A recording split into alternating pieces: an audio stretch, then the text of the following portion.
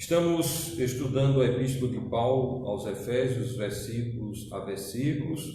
Hoje iremos estudar o capítulo 4, os 3 primeiros versículos, do versículo 1 até o versículo 3. Efésios, capítulo 4, versículo 1 a 3. Assim está escrito: Rogo-vos, pois, eu, o preso do Senhor, que andeis como é digno da vocação com que fostes chamados, com toda a humildade e mansidão, com longanimidade, suportando-vos uns aos outros em amor, procurando guardar a unidade do Espírito pelo vínculo da paz. Que Deus aplique em nosso coração o texto que acabamos de ler e possamos aplicar o mesmo aos nossos corações, às nossas mentes e às nossas vidas. Nesse contexto, Paulo mais uma vez se apresenta como o preso do Senhor. Recentemente nós, ao estudarmos esta epístola, detalhamos essa situação de Paulo, que mesmo preso, servia ao Senhor. E na situação de Paulo, ele, estando preso, dizia com muita alegria que a palavra de Deus não estava presa. Então, devemos sempre ter essa convicção de que a palavra de Deus não está presa. A palavra de Deus, em circunstância alguma, ela encontra-se presa. Então, a circunstância de Paulo era a prisão, mas mesmo assim, ele estava ali servindo ao Senhor. Então, nesse versículo primeiro, ele faz uma exortação aos crentes a viverem de maneira digna da vocação com que os mesmos foram chamados. A Bíblia, a palavra santa de Deus, diz para que os crentes salvos por Cristo andem de maneira digna da vocação a qual foram chamados. Bom, e é interessante a gente observar essa vocação a qual os crentes foram chamados. Em 1 Pedro, capítulo 1, versículo 15, 1 Pedro, capítulo 1, versículo 15, a palavra de Deus nos traz algo a respeito desse chamado, a respeito dessa vocação a qual fomos chamados. 1 Pedro, capítulo 1, versículo 15, diz: Mas como é santo aquele que vos chamou, sede vós também santos em toda a vossa maneira de viver. Então a palavra de Deus diz: Mas como é santo aquele que vos chamou, sede vós também santos em toda a vossa maneira de viver. Então a palavra de Deus, ela nos exorta à santidade. A palavra de Deus nos exorta a andarmos de maneira da vocação a que fomos chamados. E Deus nos chamou, e o Deus que nos chamou é santo, e então ele diz para que devemos andar de maneira a agradá-lo. E como nós vamos agradá-lo? Cumprindo a sua palavra. E a palavra dele diz: sede vós também santos em toda a vossa maneira de viver. No mesmo contexto, no capítulo 1, versículo 16, diz: Porquanto está escrito, sede santos, porque eu sou santo. Então Deus é santo, e a obrigação daqueles que são crentes salvos por Cristo Jesus é se santificarem mais ainda. A palavra santo na nossa cultura, ela é muito distorcida, passa desde o imagem de escultura a atitudes de santarrão. Não é santarrice, nem imagem de escultura o ser santo. O ser santo é separar-se das práticas que contrariam a vontade de Deus. Deus tem uma vontade perfeita, nos santificarmos das coisas erradas, ou seja, nos separarmos das coisas que não agradam a Deus para vivermos dentro do padrão de Deus. Certo? Então, é isso que Deus ensina, é isso que a palavra de Deus nos ensina, é isso o meio pelo qual nós devemos andar. Ser santo, porque o nosso Deus e Pai é santo. Em 1 Coríntios capítulo 3, versículo 1, 1 Coríntios capítulo 3, versículo 1,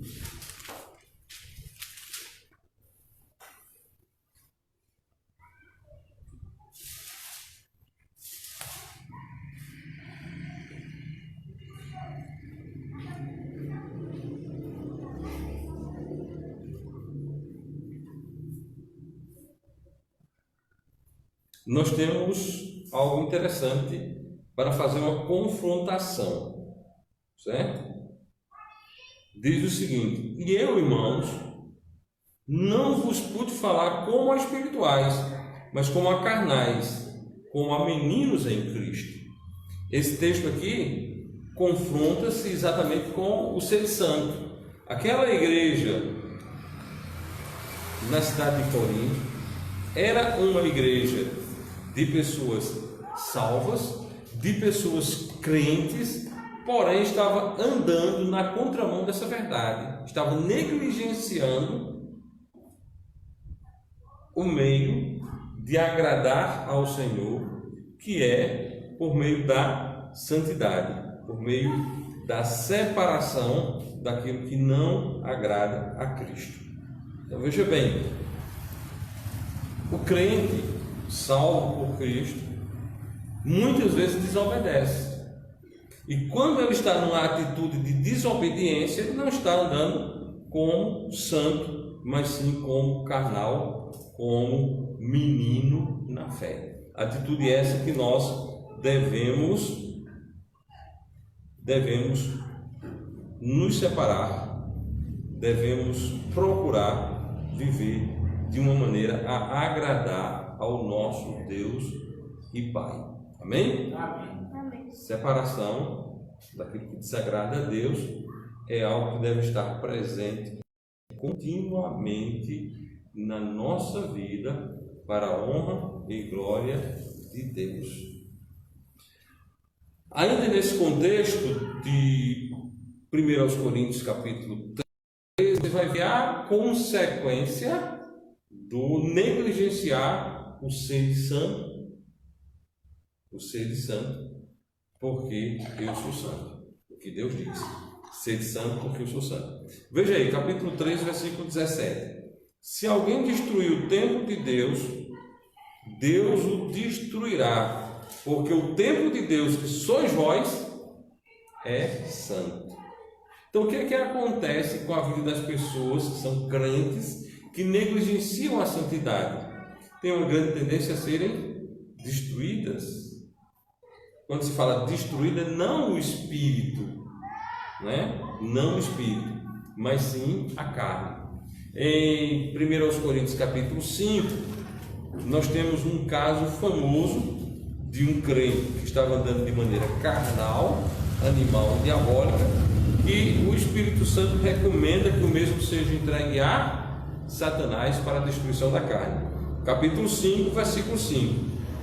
Seja esse tal entregue a Satanás para a destruição da carne, para que o Espírito seja salvo no dia do Senhor.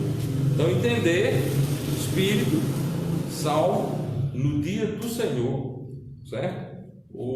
A destruição não tem absolutamente nada a ver com a salvação com o homem espiritual, mas sim a carne. Porque a falta de santidade, ela não ocorre no espírito. O Senhor Jesus Cristo ensinou isso com muita clareza. Ele disse que o espírito está pronto, né? A carne é fraca. A carne é fraca, o espírito está aperfeiçoado. O espírito, quando o homem crê em Jesus como o único e todo suficiente Salvador, ele está completo. Porém, a carne continua fraca. Então, se alguém destruir o templo de Deus que sois vós, Deus o destruirá, porque o templo de Deus que sois vós é santo. E em Efésios capítulo 4, versículo 24, Efésios 4, 24,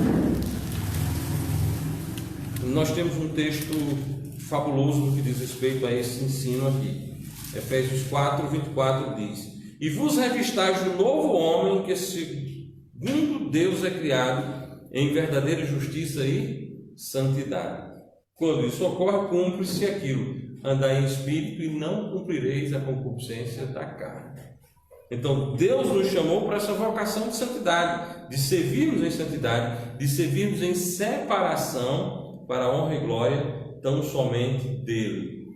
1 Tessalonicenses capítulo 4, 1 Tessalonicenses capítulo 4, versículo 1.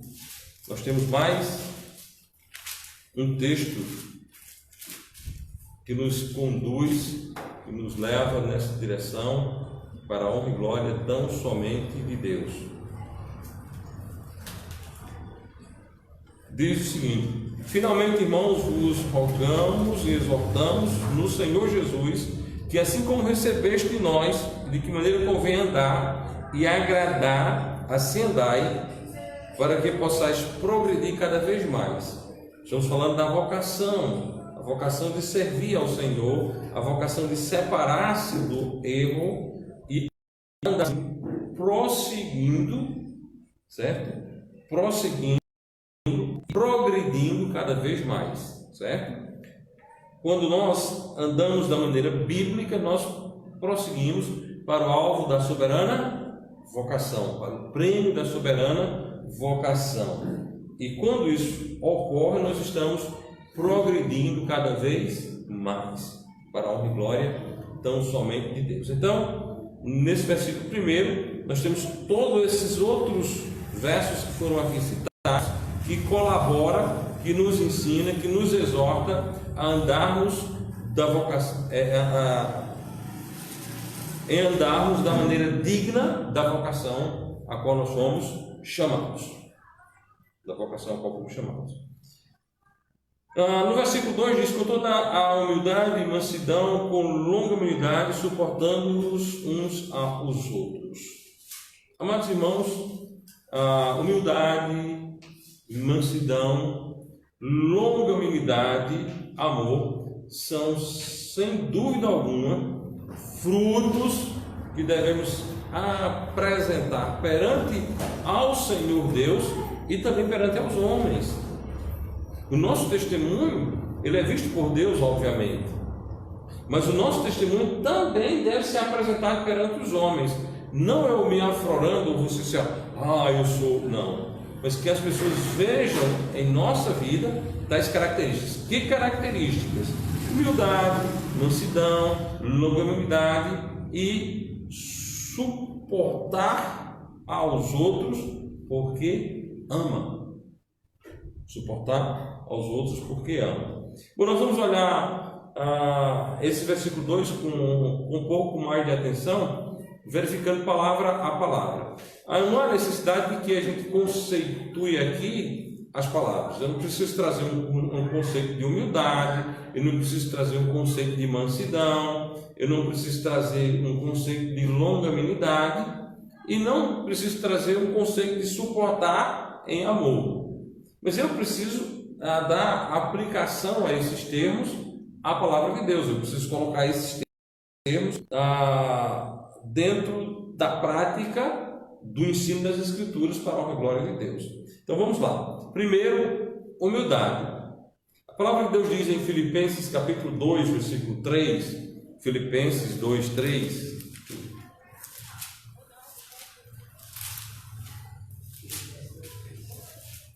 Filipenses capítulo 2, versículo 3 diz: nada façais por contenda ou por vanglória, mas por humildade, cada um considere os outros superior a si mesmo. Presta atenção no texto.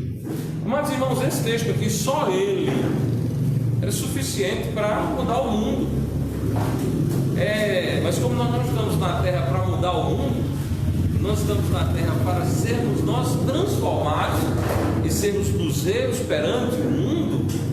Então deixemos o mundo fora disso e vamos trazer o texto para nós mesmos. Então a palavra de Deus diz: nada façais por contenda ou por vanglória, mas por humildade.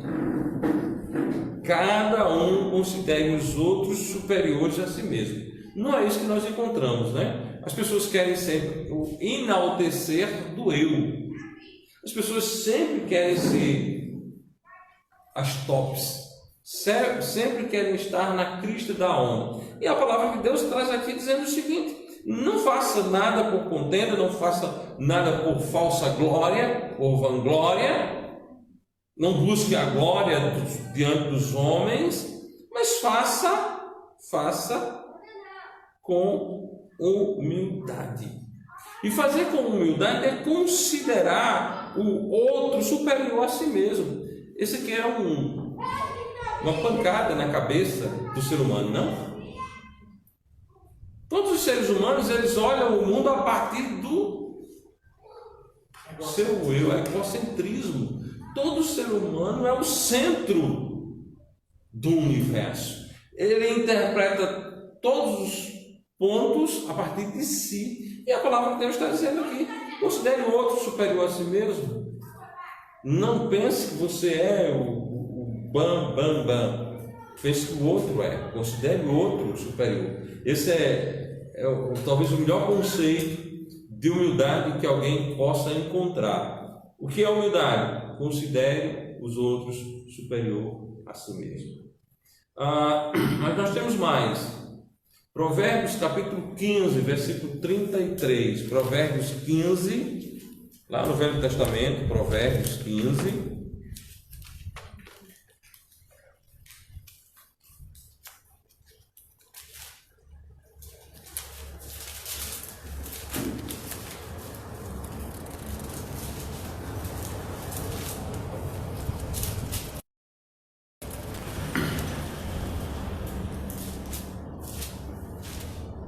Olha só a magnitude do texto. O temor do Senhor é a instrução da sabedoria, e precedendo a honra vai a humildade. Antes da honra vai a humildade. Pessoas soberbas não podem serem honradas. O que precede a honra é a humildade. Ou seja, antes de alguém ser honrado, ele precisa entender sobre humildade.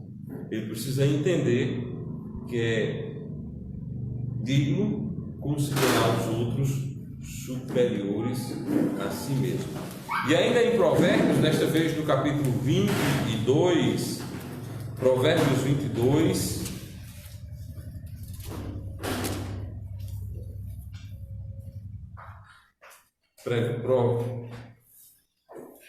Provérbios 22, versículo 4. O galardão da humildade é o temor do Senhor. O galardão da humildade é o temor do Senhor.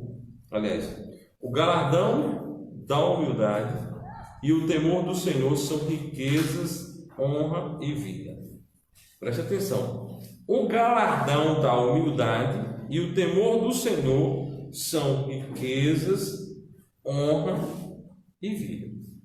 Imagina só, a humildade é riqueza, ou melhor, no plural, riquezas. Soberba não produz riquezas, mas a humildade, a palavra de Deus está dizendo que é riquezas. A humildade,